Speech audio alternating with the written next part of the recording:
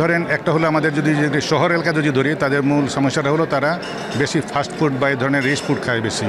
তারা কিন্তু দেখবেন যে ওই সবজি শাক ফলমূল খেতে চায় না। তারা কি খাবে? ওই মাংস, কাবাব, ওই ফাস্টফুড, বার্গার, এ ধরনের বিভিন্ন ফাস্টফুড খেয়ে অভ্যস্ত। এই ফুড হ্যাবিট একটা বড় কারণ। তারা কিন্তু আগে যেমন খোলা জায়গা ছিল, খেলাধুলার মাঠ ছিল, দৌড়াদৌড়ি করতো, এখন সেরকম করে না। এখন ঘরে বসে কি করে? হয় টিভি দেখে, নয় মোবাইলে ভিডিও দেখে, ইউটিউব দেখে।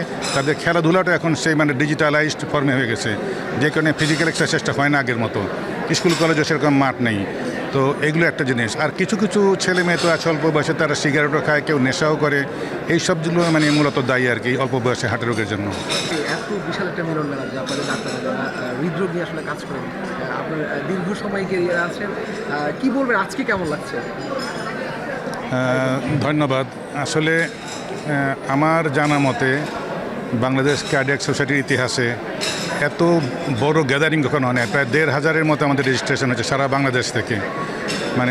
বলতে গেলে প্রত্যেকটা আনাচে কানাচে থেকে এখানে আসছে। তো স্বাভাবিকভাবে খুবই ভালো লাগছে অনুভূতি, এবং একজন কনভেনার হিসাবে আমার আরও বেশি ভালো লাগছে যে আমার আয়োজনটা সাকসেসফুল হয়েছে। আর হৃদরোগে তো বাংলাদেশ অনেক দূরে গিয়েছে। আমি বলবো যে বিশ্বমানের না হলেও অনেকটা কাছাকাছি চলে গেছে। তবে এটা উন্নতি করার অনেক জায়গা আছে। সেটার মধ্যে সরকারের উদ্যোগেই সেটা করা হবে। আমরা সোসাইটি কি করতে পারি? সোসাইটি আমরা একটা সেতু বন্ধন। আমাদের যারা কার্ডিওলজিস্ট আছেন, কার্ডিয়াক সার্জন, ভাস্কুলার সার্জন, তাদের যে চাহিদা, তাদের যে চাওয়া, তাদের শিক্ষা, তাদের গবেষণা, তাদের রুগীকে সেবা দেওয়া, এইসবখানে কোথায় ঘাটতি আছে সেগুলো আমরা সরকারের কাছে তুলে ধরি। আবার সরকারও সেটাই চায়, সরকার সেগুলো ইমপ্লিমেন্ট করে। হয়তো অনেক কিছু তারা জানেন না বা আমাদের দাবি তারা বুঝেন না। এই দুই সরকার এবং আমাদের ডাক্তারদের একটা সেতু বন্ধন করে সোসাইটি সেভাবে এগিয়ে যায়। আর আরেকটা হলো যে আমাদের জনসাধারণের জন্য এদেরকে জনসচেতনতা তৈরি করা, যাতে নাকি আমরা জানি যে হৃদরোগ কিন্তু বহুলাংশেই প্রতিরোধ করা যায়। রোগ হলে তো চিকিৎসা করা যায়ই, কিন্তু প্রতিরোধটা তো খুব ইম্পর্ট্যান্ট।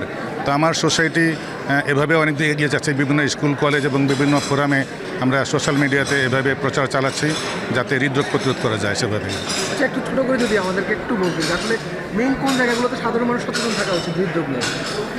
হৃদরোগ তো অনেক ধরনের আছে। আমি যদি বলি জন্মগত ত্রুটি আছে, সেটা তো কিছু করার নাই। আবার যেমন বাতজ্বরজনিত কিছু হৃদরোগ আছে, সেগুলো যদি বাতজ্বরের চিকিৎসা প্রপার টাইমে করা হয় তাহলে সেটা প্রতিরোধ হয়ে যায়। তবে যেগুলো সাধারণ ভাষায় আমরা বুঝি, যেমন হার্ট অ্যাটাক বা বুকের ব্যথা, এগুলোর জন্য কতগুলো ফ্যাক্টর আছে। যেমন যাদের ডায়াবেটিস আছে তারা ডায়াবেটিস কন্ট্রোল করবে, যাদের ব্লাড প্রেশার আছে প্রেশার কন্ট্রোল করবে, তারপরে যাদের সিগারেট খায় সিগারেট খাওয়া বন্ধ করবে।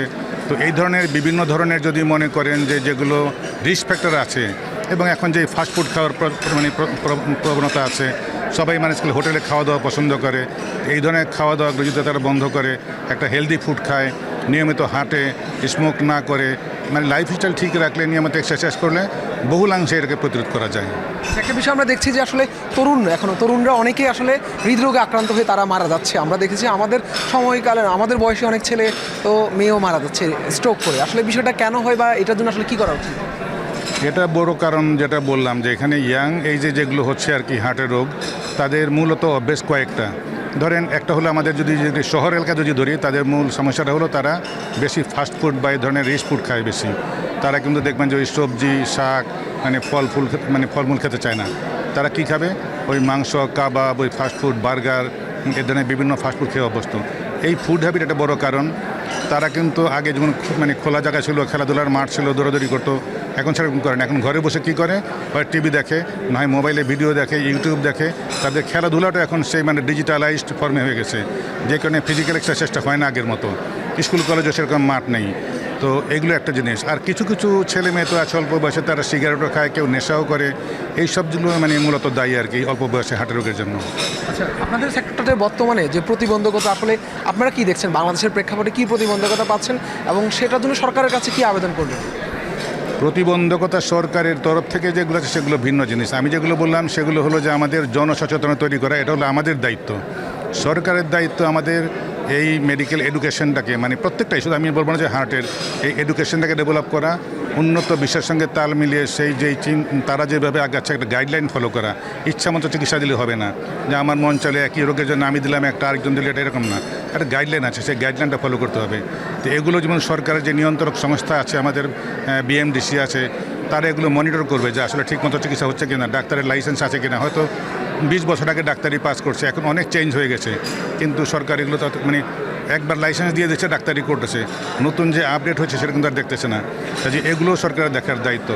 এছাড়া ধরেন যে আমাদের জনসংখ্যা বেশি, এই চাহিদা অনুপাতে তাদের জন্য আপনার ওই হাসপাতাল তৈরি করা, মানে জনবল নিয়োগ করা, ডাক্তার নিয়োগ করা, মানে যা কিছু আছে, এবং বিশ্বের অন্য অন্য দেশের আধুনিক যেসব যন্ত্রপাতি আছে সেগুলো এস্টাবলিশ করে তাহলেই আমরা মানে উন্নত বিশ্বের সঙ্গে তাল মেলাতে পারবো, এছাড়া তো হবে না।